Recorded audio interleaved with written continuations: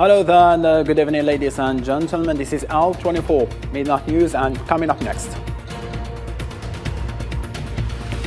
In France, thousands of trade union workers march in Paris to demand higher wages to keep up with inflation. The European Commission on Thursday proposed 2 action plans to address the deteriorating security environment following Russia's military operation in Ukraine. In U.S. midterm elections, Republicans are inching towards a House majority, but several key states, especially in the West, remain undecided.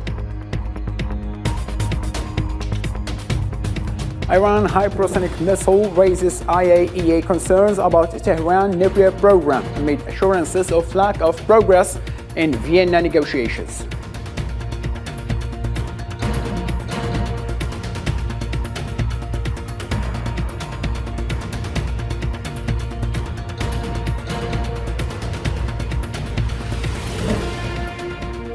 Hello there and welcome. I'm your host Abdulrahim Kashur, and those were today's top stories. Starting from Algeria, the President of the Republic, Mr. Abdelmajid Tebboune, received on Thursday in Algiers the Turkish Minister of Energy and Natural Resources, Fatih Donmaz. The meeting took place at the headquarters of the Presidency of the Republic in the presence of the Director of Cabinet, Mr. Abdelaziz Khlaf, and the Minister of Energy and Mines, Mohammed Arqab. At the end of the meeting, the Turkish official said the following. I had the honor today to be received by the President of the Republic, Abdelmajid Tebboune. As you may know, the level of economic and commercial exchanges between Algeria and Turkey has reached $5 billion, and we're aiming to reach $10 billion. This meeting allowed us to provide President Tebboune with a comprehensive overview of the nature of our cooperation in the energy field in line with the Joint Committee's follow-up. Meanwhile, the President urged us to deepen our relations. On the occasion of the second edition of Algiers Investment Conference, Algiers opened its doors to investors from all over the world. The event is dedicated to the promotion of opportunities and the businesses claimed, or rather the business climate in Algeria, which has become strategic in its objectives since the announcement of the new investments law. On the second edition of Algeria Investment Conference, the prospects for promoting investment in Algeria, the new law of investment, and the opportunities it opens up for industrialists and promoters of national and foreign projects were discussed. We try to promote the importance of financing investment and explain how to build bridges between operators and financial institutions, but also the need to guide investors on how to prepare files for investment projects. At a time when competition is raging, Algeria's step of the new investment law is a strong signal sent by the public authorities to all capital holders and potential domestic and foreign investors. The new law is able to give new impetus to the act of investing and to the business climate, promote sectors with high added value, and strengthen the competitiveness of national economy. Algeria disposes of different types of assets, and it has competitiveness in different types of sector where it could attract investments. One obvious one is the energy sector, and particularly clean energies. Because of its solar potential, Algeria is a prime destination for investments. But many other sectors could be included. There are too many to cite, but including the tourism sector, agriculture, manufacturing generally, and services. During this conference, particular emphasis was placed on Turkish investment projects in Algeria, which total some $5 billion. The relations between Algeria and Turkey are historical, cultural, social, and profound. In recent years, relations have developed thanks to the two presidents, Tebboune and Erdogan. In 2020, Erdogan visited Algeria. A year later, in 2021, there was a meeting of the Joint Economic Commission in Algeria. There is a lot of potential between the two countries that we could develop. We have benefited from this forum, and hopefully there will be more development support. The approach of the public authorities in terms of improving the business climate is based on strengthening the national industrial base by protecting local products. Algerian authorities are moving towards modernizing and recognizing the institutions relating to the industry sector, in particular those operating in the field of quality, accreditation, standardization, and industrial property. I think that one of the next steps is perhaps to help local firms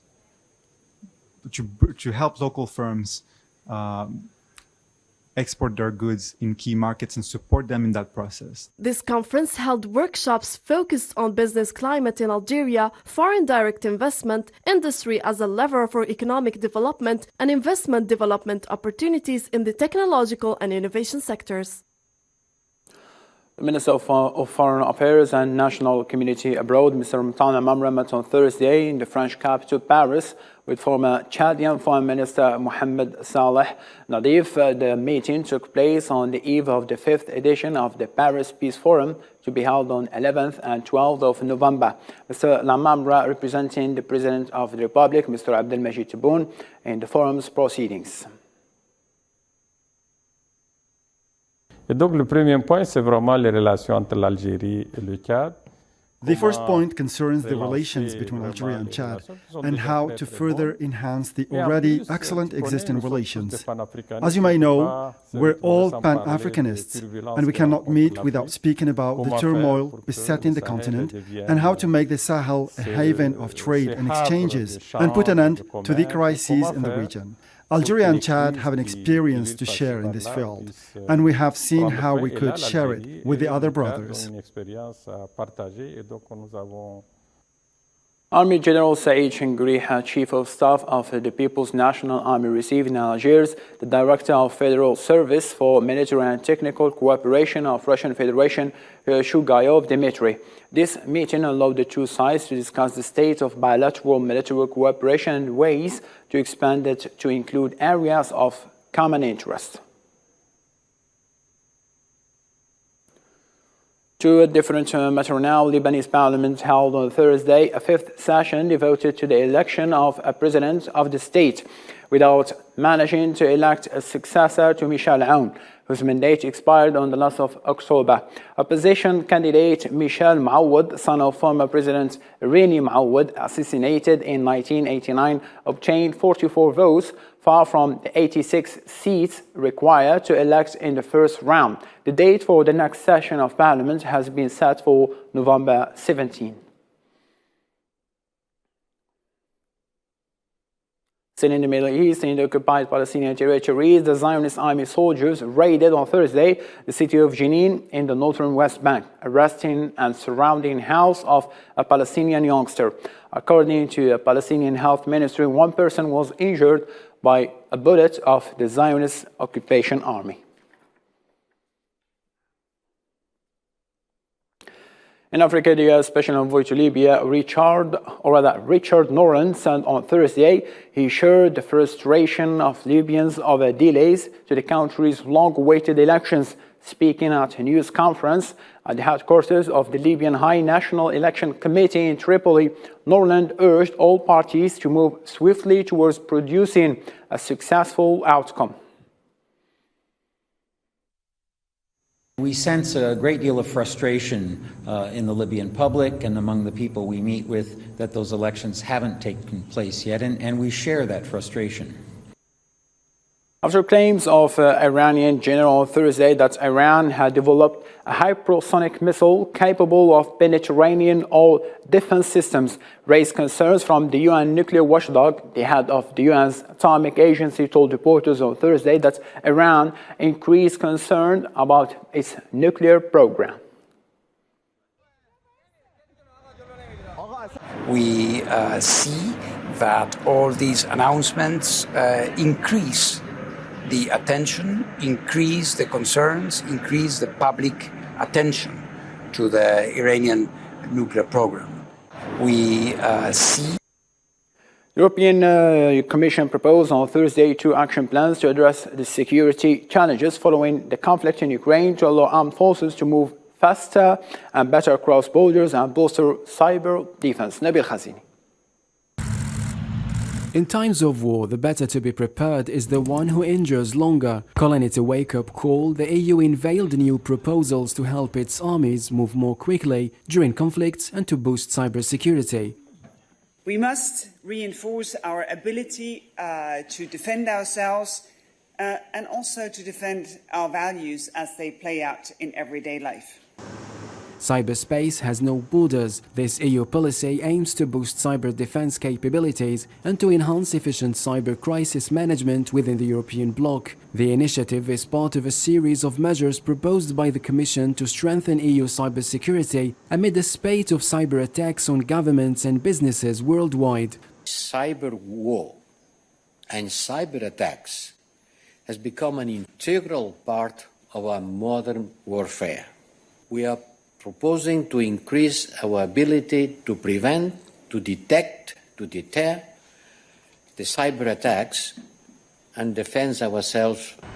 The proposal also aims to help EU countries and their partners to transport troops and equipment more efficiently, work towards better connected and protected infrastructure, and reinforce cooperation with NATO, whose Secretary General warned of the growing threat from cyberspace. Cyber is constantly a contested space, and the line between peace, crisis, and conflict is blurred. That is why NATO has taken the threat to cyberspace from state and non-state actors so seriously for so long. In a rapidly changing world and with a war at the EU's borders, security challenges have become more complex for the continent, pushing the European Union to make security a priority in its global strategy. Speaking to the press at the end of a meeting in Rome with Italian Prime Minister Giorgia Meloni, NATO Secretary Jens Stoltenberg considered that withdrawal of Russian forces from Kherson constitutes another victory for Ukraine. Stoltenberg added that Russia is under huge pressure in Ukraine.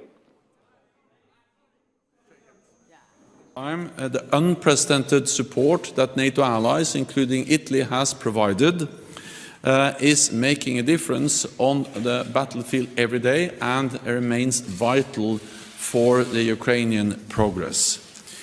We have taken note of the Russian announcement to retreat from Kherson. We have to see how the situation on the ground develops in the coming days. But what is clear is that Russia is under heavy pressure. And if they leave Kherson, it would be another victory for Ukraine. The Russian embassy to Indonesia confirmed Thursday that Russian President Vladimir Putin will not travel to Bali to participate in the next weeks of the G20 summit. Foreign Minister Sergei Lavrov will lead the Russian delegation in the summit hosted in Indonesia.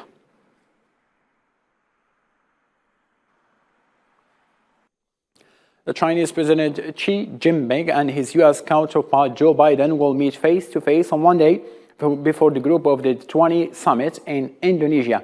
The meeting is the first in person between the two since Joe Biden took office. The latter told reporters at the White House on Wednesday that he wants to address the mounting tensions between Washington and Beijing. The United States needs to stop fictionalizing, holding out and distorting the one China principle, and abide by the basic norms in international relations, including respecting other countries' sovereignty, territorial integrity, and not interfering with other countries' internal affairs, and return to the three joint communiques and the one China principle.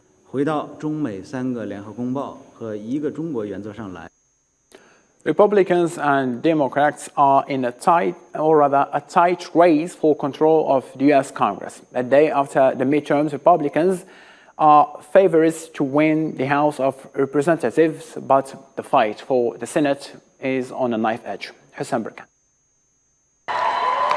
Democrats ultimately held up better than expected, calling the results day a good day for democracy. The red wave expected by the Republicans ultimately did not take place, depriving Donald Trump of a catalyst and his desire to regain control of the White House. It was a good day, I think, for democracy. And I think it was a good day for America. Excuse me, I have a little hoarse. Our democracy has been tested in recent years, but with their votes, the American people have spoken and proven once again that democracy is who we are. One of Trump's potential rivals for the Republican nomination, Florida Governor Ron DeSantis, stole the show. Republican tenor Kevin McCarthy, who in the event of the victory should become the next Speaker of the lower house, wanted to be confident about the resumption of the House of Representatives. If they win, Republicans have already announced their plans. They will try to knock out Joe Biden's program, in particular on climate change and the law on inflation. They promise to open also an investigation into his handling of power. In the Senate, where the Democrats held a very slim majority before the election, they will have to be patient before a majority emerges. In Georgia, voters will have to go into overtime. This American state will have to vote again on December 6th to appoint one of the two senators to Congress, since no candidate has reached the 50% mark of vote. There is one race in our state that is going to be moving to the December 6th runoff. That is the race for the United States Senate between Senator Raphael Warnock and Herschel Walker. Our office has already begun the behind-scenes work to start building the ballots. So ballots are being built as we speak, and counties are making preparations. The incumbent Senator Democrat Raphael Warnock will again face Republican Herschel Walker in a ballot without a third candidate this time around, which could prove decisive in determining the majority in the upper house of Congress, which eventually will decide the future of the country. Leaders started to arrive in Cambodia to attend ASEAN summit where many issues will be tackled, among which Myanmar is expected to be at the top of the agenda. Cambodia is hosting the summit and also the East Asia summit over the next few days, with some meetings due to include Russian Foreign Minister Sergei Lavrov as well as being attended by US President Joe Biden.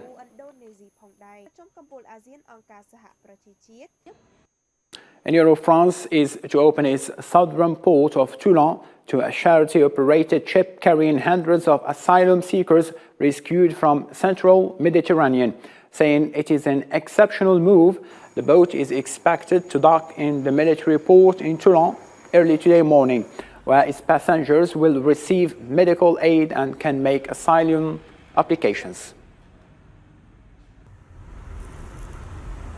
Face à cette situation, Faced with this situation, the French authorities have decided on an exceptional basis to overcome the unacceptable behavior of the Italian government and to invite the ship to reach the military port of Toulon. It should arrive Friday, November the 11th in the early morning. At the arrival of the ship, all measures will be taken in order to provide the necessary sanitary and medical assistance to the passengers of the ship. Nécessaire aux passagers du navire.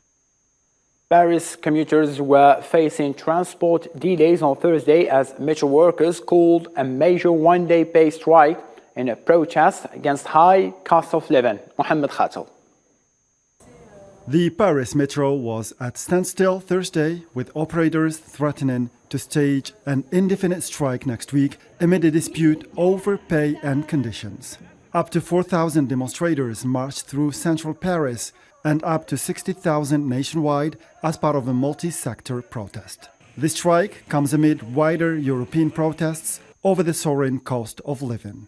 The strike triggered mass discontent among the French commuters who found difficulties moving around the cities and which caused roads to witness unprecedented traffic jams.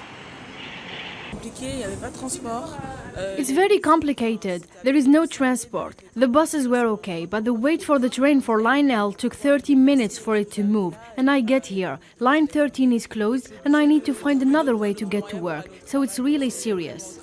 I'm overwhelmed. Having to pay 75.20 euros a month to have transport like this, it's nonsense. I'm disappointed. Unions representing the RATP's nearly 70,000 employees say they are feeling the pinch of soaring prices, but are also overstretched because of insufficient hiring resulting in increased sick leaves. The leader of France's Communist Party, Fabien Roussel, didn't miss the opportunity to warn that the strike could go on in the absence of an increase of wages. Put yourself in the shoes of other workers who are already having trouble to make ends meet and who have to protest to get what they deserve. A day of strike means 80, 90, 100 euros less in wages. Of course it's hard, and so I put myself in their shoes. I also encourage everyone to mobilize to go out. And maybe tomorrow, we will again have to occupy the roundabouts and not let go until we get these wages increases that are indispensable. Coming back to USA, high winds and large waves hit Florida's coastline on Thursday as storm surge warnings persisted in the area. All roads linked to the beach side were closed to the public until a further notice.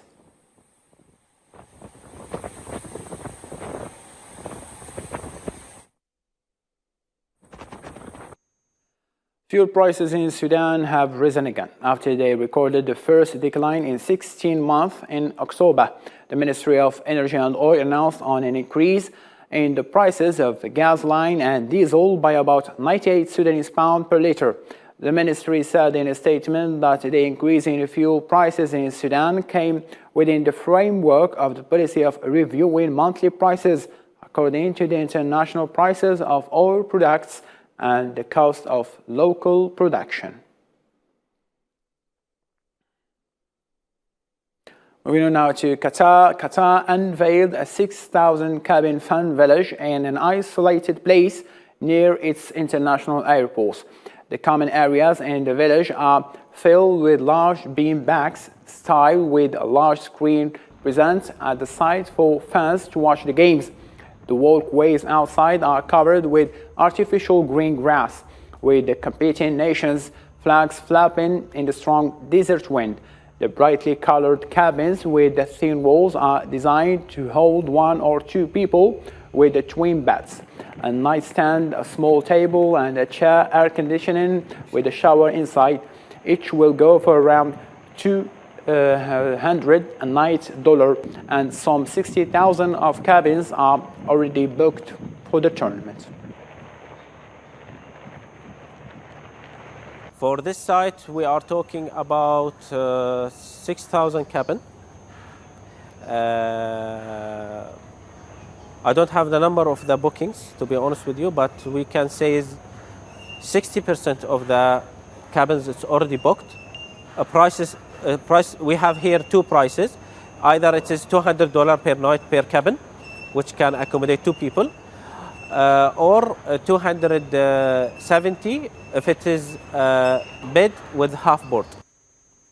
Still in Qatar, but from the cabins in the earth, the cabins now on the sea. The cruise ship MSC World Europa, floating hotel docked at Doha port to offer a unique hospitality experience to FIFA World Cup Qatar 2022 fans. The MSC World Europa, which boasts revolutionary and environmentally advanced options, can home 6,700 World Cup followers with 2,626 cabins and 40,000 meters of public area, with as slowly 10 days earlier than the kick of the biggest sport event in the whole world. The MSC World Europa serves as a primary of 3 accommodations to anchor within the nation, with the second dated to reach on Monday, November 14.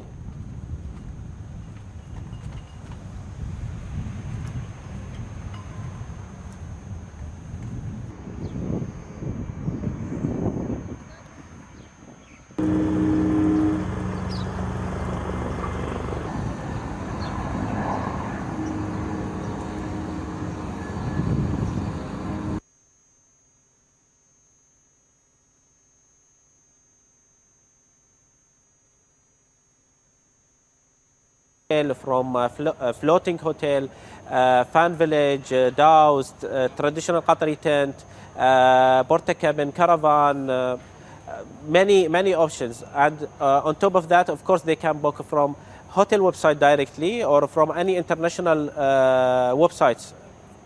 So there is still demand. There is still availability at the portal. Ladies and gentlemen, thank you so much for being with us. For more updates, you can follow our social media platform as well as ELF24 official website. For now, good night.